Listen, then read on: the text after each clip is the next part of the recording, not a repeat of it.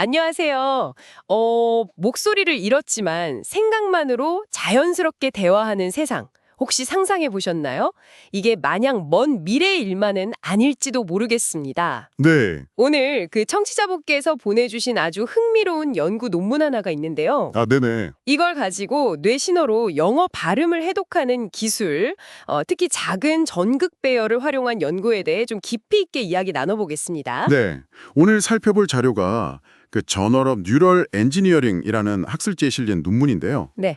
피질내, 그러니까 뇌 표면 바로 아래에 심은 전극 배열로 영어 발음을 해독하는 그런 연구입니다. 아하. 저희는 이 기술이 과연 언어 능력을 잃은 분들에게 정말로 실질적인 도움이 될 수 있을지, 특히 얼마나 정확하게 개별 소리, 그러니까 음소라고 하죠. 음소요? 네. 이걸 구분해낼 수 있는지, 그리고 또 기술적인 난관은 뭐가 있는지 한번 파헤쳐보는 걸 목표로 삼았습니다. 좋습니다. 자, 그럼 먼저 이 연구가 어떻게 설계됐는지부터 좀 보죠. 네. 사지마비가 있으신데 다행히 말은 하실 수 있는 두 분이 참여했어요. 근데 흥미로운 점은 이분들 뇌의 특정 영역, 그러니까 주로 손 움직임을 담당한다는 등 쪽 중심 앞이랑의 손잡이 영역이에요. 네, 그 손잡이 영역이요? 거기에 이미 유타 어레이라는 이게 머리카락보다 얇은 미세 전극들이 촘촘히 박힌 작은 판 같은 거라면서요. 네, 맞습니다. 그 장치가 이미 삽입되어 있었던 거죠? 근데 왜 하필 손 움직임 영역이었을까요? 언어랑은 좀 거리가 있어 보이는데요.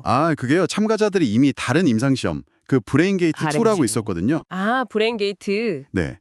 그것 때문에 그 위치에 장치를 가지고 계셨어요. 그러니까 연구진 입장에선 추가 수술 없이 피질내 신호의 잠재력을 시험해볼 되게 좋은 기회였던 거죠. 그렇군요. 기회가 있었네요. 물론 언어 처리의 최적의 위치는 아니겠지만요. 그래도 이 기술의 기본적인 가능성을 보여주는 일종의 개념 증명 연구로 접근한 겁니다. 개념 증명이요? 그래서 참가자들은 다양한 영어 음소가 포함된 420개 단어를 소리내어 말했고, 연구진은 그때 측정된 뇌 신호를 분석했습니다. 어떤 신호를 분석했고 그 결과는 어땠나요? 주로 그 고주파 국소장 전위 HLFP라고 부르는 특정 뇌 신호에 집중했습니다. HLFP요? 네.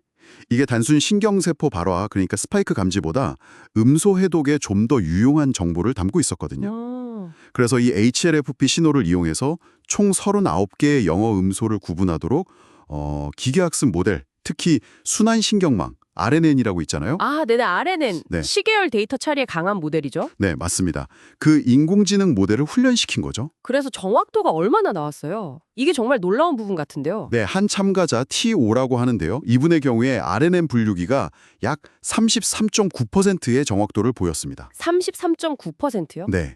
근데 이게 무작위로 그냥 찍었을 때 확률이 한 6% 정도거든요. 그걸 생각하면 상당한 성과죠. 와. 잠깐만요. 6%인데 34% 가까이 나왔다는 거잖아요. 그렇죠. 다른 참가자는 조금 더 낮긴 했고요. 아니, 그래도 3, 4%면 엄청난 거 아닌가요? 특히 있잖아요. 이게 언어 중추가 아니라 손 움직임 영역에서 나온 신호라는 점을 감안하면요. 네, 맞습니다. 그 점이 상당히 놀라운 부분이죠. 게다가 여기서 더 많은 전극이나 데이터를 쓰면 성능이 더 좋아질 수도 있다는 거잖아요. 네, 성능 향상의 여지가 보인다는 점이 중요합니다. 그리고 단순히 음소를 분류하는 걸 넘어서요.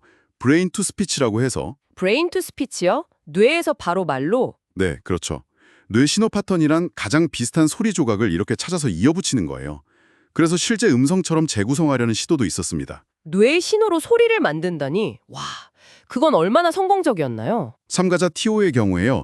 실제 말소리랑 재구성된 소리 사이의 유사성, 이걸 상관계수, R값이라고 하는데요. 네, R값. 이게 0.523에 달했습니다.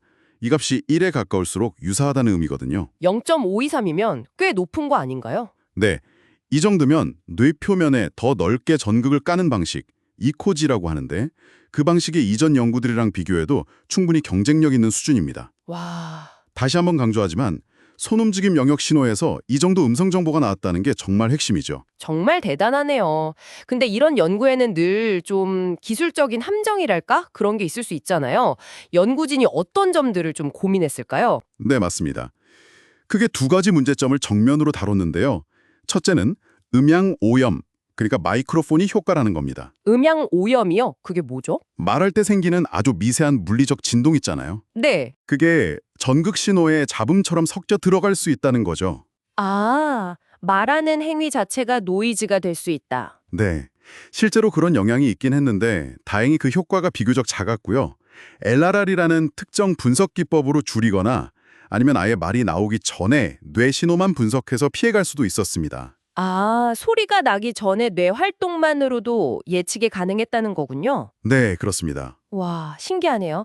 그럼 두 번째 문제는 뭐였죠? 두 번째는 음소 시작 시점 편향 문제인데요. 시작 시점 편향이요? 네. 우리가 녹음된 소리를 기준으로 이때부터 이 소리가 시작됐다. 이렇게 표시를 하잖아요. 그렇죠.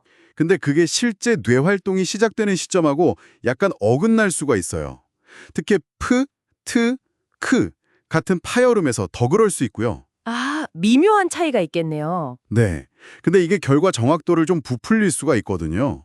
그래서 연구진은 CIS1이라는 특정 뇌신호 변화를 기준으로 시작 시점을 다시 정밀하게 조정을 했습니다. 오, 뇌 신호 기준으로요? 네. 그렇게 보정한 후에도 여전히 해독성 녹이 유의미하게 나왔다는 걸 확인했죠. 분석의 신중함이 좀 돋보이는 부분입니다. 그렇군요. 꼼꼼하게 검증했네요. 자, 그럼 청취자분께 이 연구가 왜 중요하다고 저희가 말씀드릴 수 있을까요? 이 연구는요.